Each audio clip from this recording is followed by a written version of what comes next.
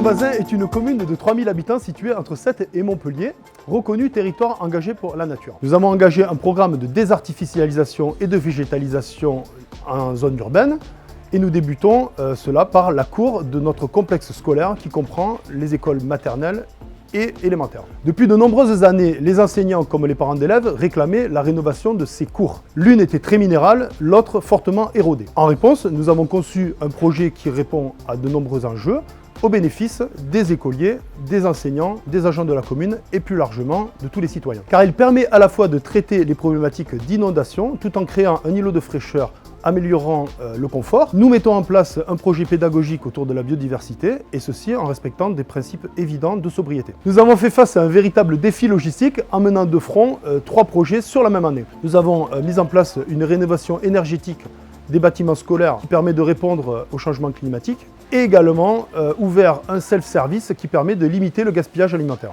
Les revêtements imperméables ont été démolis, une surface en béton poreux a été créée et des espaces ludiques et pédagogiques réalisés sur des copeaux de bois comme une zone de potager, des espaces de jeu ou encore des murs d'escalade. 7500 m² ont été déconnectés du réseau pluvial, des eaux de pluie qui sont récupérées dans un bassin de rétention de grande dimension qui fait office de mare pédagogique sur de l'argile naturelle et depuis cette zone, on a une pompe qui se déclenche à un certain niveau d'eau et qui permet aux eaux d'être remontées du bassin jusque dans un réseau d'infiltration qui est implanté dans les différents espaces végétalisés. Des prescriptions fortes ont été données à ce dossier. On peut citer notamment le recours à des essences labellisées végétales locales, du paillage naturel en évitant bien évidemment le plastique ou le minéral, pas de géotextile en jute ou en coco, une volonté de contrôler la provenance de la terre végétale pour éviter les espèces exotiques envahissantes et une provenance maîtrisée du bois utilisé dans un rayon de moins de 300 km. L'aspect pédagogique a été également un élément fort de notre dossier puisque chaque classe de maternelle, d'élémentaire